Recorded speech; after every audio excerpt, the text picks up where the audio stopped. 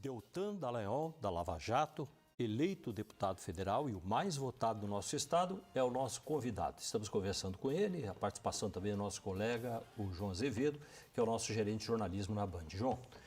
Deltan, o que você aprendeu nesse período de campanha? Eu tive uma série de aprendizados. Um dos aprendizados essenciais é de que a nossa política é feita para que ninguém novo entre lá, para que não renove. E esse é uma das principais causas do subdesenvolvimento das nações. Tem um livro muito famoso que é Por que as Nações Fracassam. É um livro que está na mesa de cabeceira dos grandes executivos ao redor do mundo. E esse livro ele traz a seguinte ideia. Traz a ideia de que nações que prosperam, elas têm instituições fortes e elas têm uma permeabilidade da classe política e econômica, da elite política e econômica. Ou seja, uma pessoa que trabalha duro, ela consegue crescer na vida. Uma pessoa que quer representar as outras pessoas no Congresso Nacional, se ela for uma boa pessoa, trabalhar duro, ela vai ser nosso representante lá. No Brasil, a partir da Lava Jato, quando a gente precisava de uma maior renovação, uma maior permeabilidade, porque a gente mostrou um monte de gente praticando grande corrupção, o que eles fizeram foi o contrário, foi engessar a classe política. Engessar. Então veja o seguinte, você é um cara novo que quer ir para a política, vamos supor. O político que já está lá, vamos dizer que essa corrida da eleição é uma corrida de 500 metros rasos. Tá? O cara que já está lá, ele larga 250 metros na frente, porque ele tem uma equipe de mídia social trabalhando para ele, impulsionando, ele tem pessoas trabalhando para ele em contato com as lideranças da cidade, do estado. Aí você diz, não, mas então a gente cria um fundo eleitoral para ajudar a pessoa que está lá atrás, que está largando 250 metros atrás nessa corrida. E aí se cria o fundo eleitoral. Só que sabe o que eles fizeram? A maior parte do fundo é distribuída para a menor parte das pessoas, quem já está no poder. Então, mais de 60% do fundo, na eleição de 2018, por exemplo, foi distribuída para menos de 10% dos candidatos. Isso faz com que aquela pessoa, que na corrida de 500 metros estava 250 na frente, ela já vai largar 400 na frente. E ainda tem um outro agravante. A pessoa que já está lá, ela tem uma coisa que se chama emenda parlamentar. É a prerrogativa dela distribuir recursos públicos de acordo com a vontade dela. Então, como que funciona a velha política? Eles pegam essas emendas, vão nos municípios e dizem, ó, prefeito, vereador, a depender do número de votos que você conseguir para mim, eu vou trazer mais recursos para o município. E premiam quem consegue votos para eles, transferindo votos, não porque ele é bom, competente, etc., mas simplesmente porque ele levou recursos, o que é uma prerrogativa do parlamentar. Não porque ele fez um bom trabalho, não porque ele votou certo, não porque ele acabou com a corrupção. E pior, esse cara pode estar desviando o dinheiro junto com o prefeito e os vereadores, voltando para ele uma grande parte do dinheiro público que ele faz. Esse é um dos principais modos de desvio de dinheiro público, é por meio das emendas parlamentares, que são mal usadas. Existiam para uma finalidade até que poderia ser defensável, mas são muito mal usadas.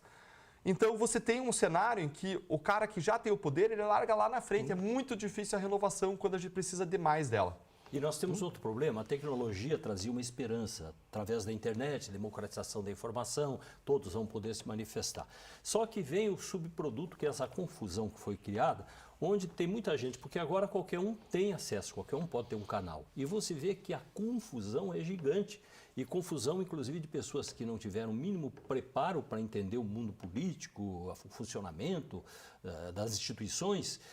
Então, você tem uma confusão de vozes diferentes e que muitas vezes atrapalham mais do que ajudam. Vini diz até eu gosto, vou ser franco, sabe? Eu acho que essa pluralidade de vozes, eu acho que vai surgindo uma seleção natural com o passar do tempo. Mas você tocou num ponto importante, que é essas mídias sociais, elas vieram para democratizar, mas quando nas eleições você pode impulsionar conteúdo digital sem limite, você está de novo prestigiando quem já está no poder, quem já recebe um fundo eleitoral significativo, quem já tem recursos para fazer esse impulsionamento. Então você vai fazer com que esse canal, que era para ser um canal aberto e democrático, ele também acabe funcionando em favor de quem já está no poder. Então, e mais uma coisa que eu descobri, trazendo o que o João perguntou, o que você descobriu? Sabe por que um vereador ou um prefeito apoia um candidato? Alguém me fez essa pergunta. E eu respondi, olha, porque ele acredita nos projetos, nas causas, nos ideais. Ele falou, não, Deltan, esqueça isso. Porque ele ganha.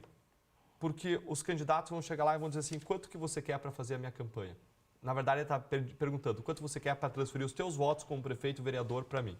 E aí o cara fala um valor e o cara que tem um recurso significativo vai, transfere e paga aquela pessoa. Então, a gente está longe ainda de um ideal em que as pessoas possam ser eleitas com base em ideias, em programas, em boas propostas. A gente precisa caminhar para isso. E ainda tem um outro agravante. No Brasil, as pessoas votam, inclusive, para o cargo de deputado estadual, deputado federal, não no partido, porque a gente não tem partidos com ideais, com valores, com propostas claras. Vota na pessoa. E o voto que aquela pessoa recebe é redistribuída para outras pessoas do partido. Se ela não for eleita, esses votos vão todos para outra pessoa. Se ela for eleita com mais votos do que o necessário, o excedente vai para outras pessoas. E aí a pessoa, o cidadão, o eleitor, vota numa pessoa que pensa X e acaba elegendo uma pessoa que pensa Y. A gente precisa mudar o nosso sistema.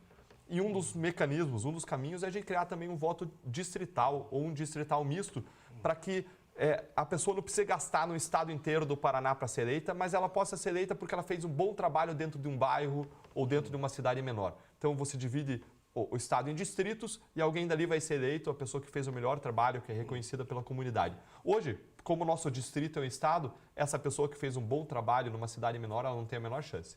O Sérgio Moro disse que agora, para o segundo turno, ele é contra o PT. Ele não vai apoiar o A nem o B, mas ele é contra o partido, o PT. Como que você vê esse segundo turno? Você vai apoiar um lado, você é mais Bolsonaro hoje? Como é que você está vendo esse segundo turno?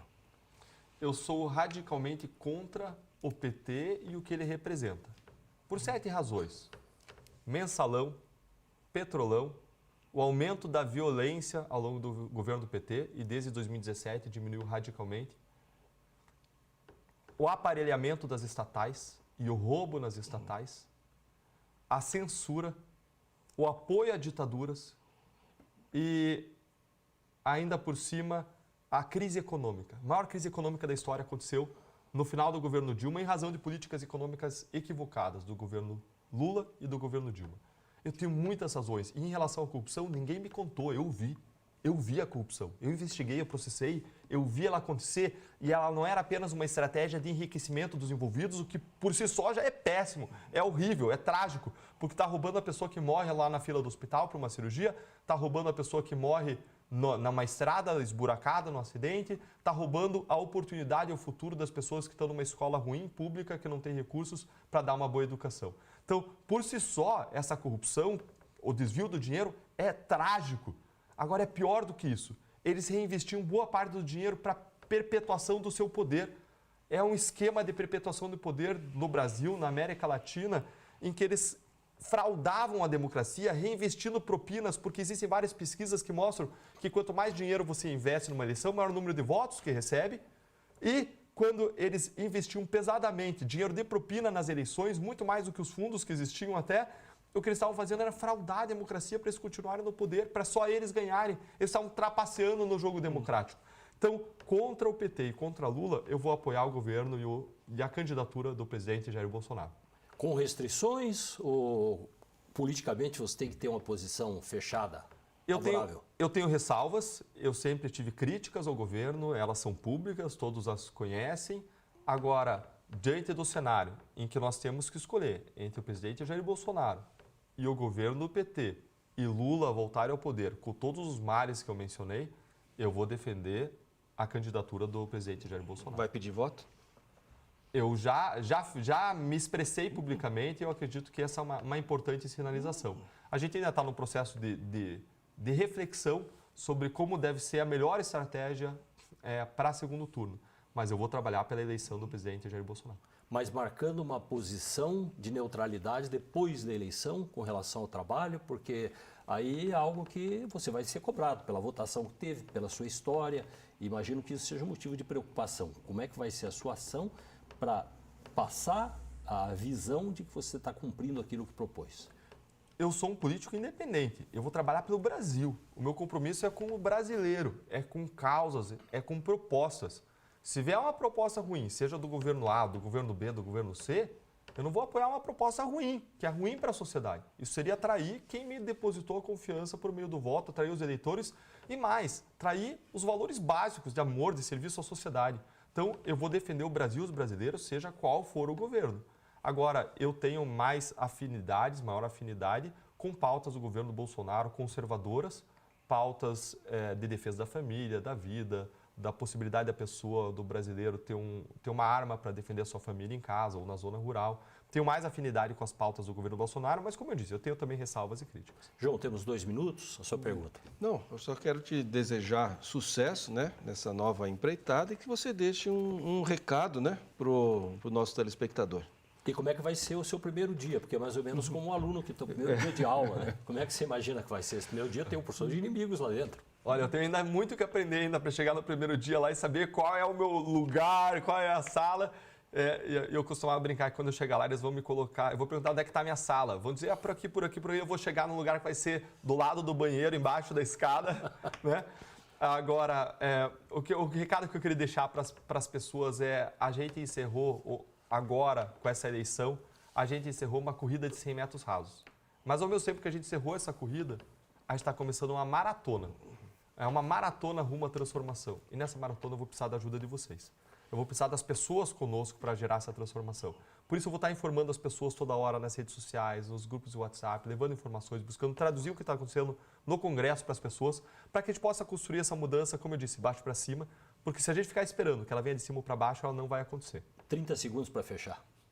Obrigado, obrigado. Legal, bacana. Gostoso demais estar aqui com vocês, gostoso do Paraná. Obrigado. Eu não tenho palavras para agradecer o tamanho da confiança que vocês depositaram em mim em razão dessas causas que nós temos defendido. E mais uma vez, é a causa, não é Deltan. Vamos seguir lutando por essas boas causas e formando com alianças em torno dessas causas, defendendo, nos acompanha, nos ajuda. Vamos juntos construir um país mais justo, mais próspero e melhor. Muito obrigado pela presença com a gente aqui. Bacana, eu que agradeço. Bom demais. Muito obrigado a você que ficou ligado no programa.